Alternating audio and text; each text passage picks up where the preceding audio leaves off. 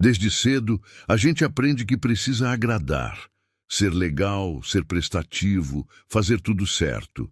Especialmente dentro de casa. A ideia é simples. Se você for uma boa pessoa, se fizer tudo direitinho, vão te amar. Só que na prática, nem sempre é assim. Tem gente que faz de tudo pela família e mesmo assim nunca é suficiente. Nunca escuta um obrigado. Nunca recebe um eu te entendo. Nunca sente que é visto de verdade. E o pior, quando tenta colocar um limite, quando diz agora é minha vez, vem o rótulo de egoísta. Mas será mesmo? Ou será que tem gente confundindo amor com obrigação? A verdade é que tem famílias que colocam peso nos ombros de alguém e depois somem, cobram presença, ajuda, paciência, mas não oferecem o mínimo de cuidado de volta.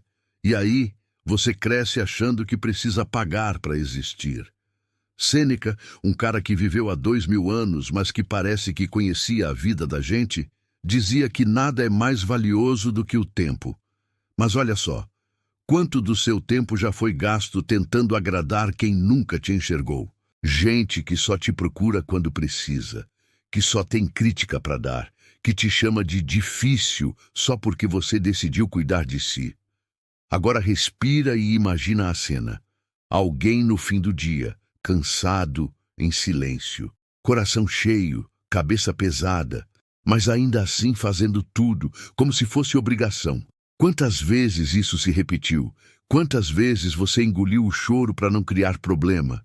Só que tem uma coisa que muda tudo. Você não é responsável pelo que o outro sente. Você não tem controle sobre a reação dos outros, só sobre as suas escolhas. E escolher você não é egoísmo, é respeito.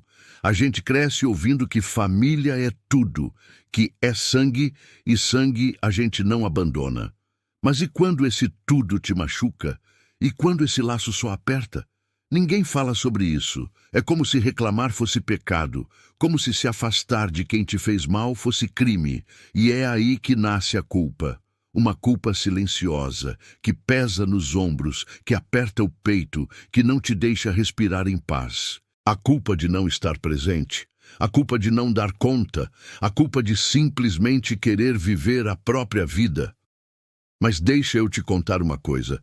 Tem gente que só aprendeu a se sentir amado quando parou de tentar agradar. Tem gente que só entendeu o que era paz quando se deu permissão para dizer não, porque tem relações que só funcionam enquanto você se anula. E quando você começa a se escolher, elas viram conflito. Isso diz muito sobre elas, não sobre você. O estoicismo, que é essa filosofia que muita gente acha complicada, no fundo fala de uma coisa muito simples. Não sofrer por aquilo que você não pode controlar. Você não pode controlar o que os outros esperam de você, nem o quanto vão te amar. Mas pode escolher onde colocar sua energia, e isso muda tudo. Tem momentos da vida em que você percebe: ninguém vai vir te resgatar. Ninguém vai bater na sua porta dizendo agora é sua vez. É você com você. É você se levantando, se acolhendo, se priorizando.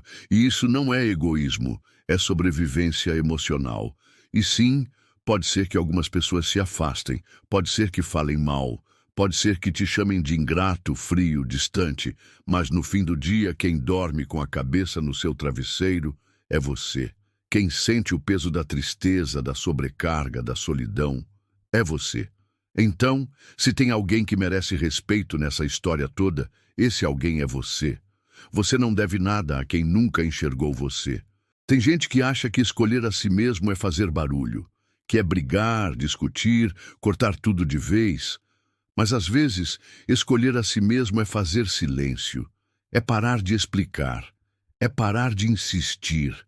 É não responder àquela mensagem carregada de cobrança. É não tentar mais provar o próprio valor para quem nunca quis ver. É aquele tipo de decisão que ninguém aplaude, ninguém entende, mas que, por dentro, muda tudo. Porque quando você começa a dizer basta, algo em você começa a se curar, começa a respirar. a sentir que depois de tanto tempo tá tudo bem só existir, sem função, sem papel, sem missão de salvar ninguém. E não, isso não significa que a dor vai sumir de um dia para o outro. Vai ter saudade, sim, vai ter dúvida. Vai ter momentos em que você vai se perguntar se fez a coisa certa, porque se libertar também assusta. A dor familiar ainda é um tipo de conforto. Mas com o tempo vem a leveza. A paz de não ter que se justificar o tempo todo, de não precisar mais correr atrás de migalhas emocionais. Muita gente vive a vida inteira sem nunca se permitir isso. Passa os anos tentando consertar relações quebradas, esperando um "eu te amo" que nunca vem, se moldando ao que a família espera e esquecendo de viver o que realmente faz sentido. Mas agora, talvez, seja a sua vez de escolher diferente. Talvez você esteja ouvindo tudo isso e pensando, mas e se eu for embora e me arrepender? E se no futuro eu sentir falta? É normal pensar assim. Você passou a vida inteira acreditando que se afastar era sinônimo de abandono, que amar era suportar, que ser família era aguentar até o fim. Mas quem foi que escreveu essa regra? E por que você segue ela como se fosse uma lei? Amor de verdade não machuca o tempo todo, não diminui, não manipula. Amor que cobra mais do que entrega não é amor, é controle. E às vezes, a maior prova de amor que você pode dar é a si mesmo. É parar de viver no piloto automático. É parar de esperar validação de quem só sabe apontar seus defeitos. É escolher construir uma nova história, mesmo que ela comece com silêncio, com distância, com medo. O medo vai aparecer, sim, mas ele não precisa ser o guia, porque existe uma vida inteira esperando para ser vivida do lado de fora da obrigação. E talvez, só talvez, o que você chama de arrependimento, no fundo, seja só saudade da ideia que você criou. Saudade de algo que nunca existiu do jeito que você imaginou. Porque tem laços que a gente mantém não porque são bons, mas porque ainda não se sentiu forte o bastante para soltá-los. Mas agora, você está começando a se sentir. Tem um comentário que eu nunca esqueci. Era de uma seguidora chamada Maria Aparecida. Ela escreveu assim: "Passei a vida inteira cuidando da minha família. Trabalhei desde nova, abri mão dos meus sonhos, deixei de estudar, de casar, de viajar, para ajudar em casa. Fiz tudo com amor. Mas agora que estou mais velha, parece que ninguém lembra. Me tratam como se eu tivesse obrigação, como se minha vida tivesse sido só isso. E quando falo em fazer algo por mim, dizem que enlouqueci." Esse comentário me doeu, porque ele não é só da Maria, é de tanta gente que vive presa nesse mesmo ciclo. Gente que passou a vida se doando e quando finalmente pensa em si, escuta que é tarde demais, que está sendo ingrato, que está mudado. Mas não é mudança, é acordar. É perceber que lealdade não pode ser exigida de quem só sabe sugar, que amor não é moeda de troca, que família sem respeito é só um título vazio.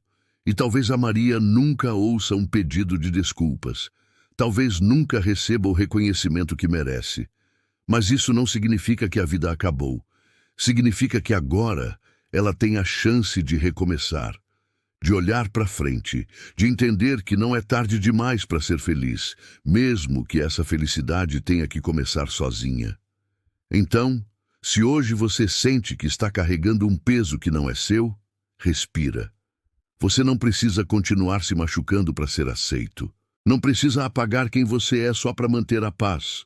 A paz que cobra sua saúde mental não é paz. A expectativa que te suga até o fim não é amor. E a voz que te chama de egoísta por se cuidar nunca te escutou de verdade. Chega de tentar caber no que não te comporta. Chega de viver como figurante na história dos outros. Chega de negociar sua paz por migalhas de atenção. A partir de agora, você pode e deve se escolher. Com calma, com firmeza, com respeito. Mas se escolher, e se alguém te perguntar por quê, diga só isso, porque eu também mereço existir inteiro. Você não deve nada a quem nunca enxergou você.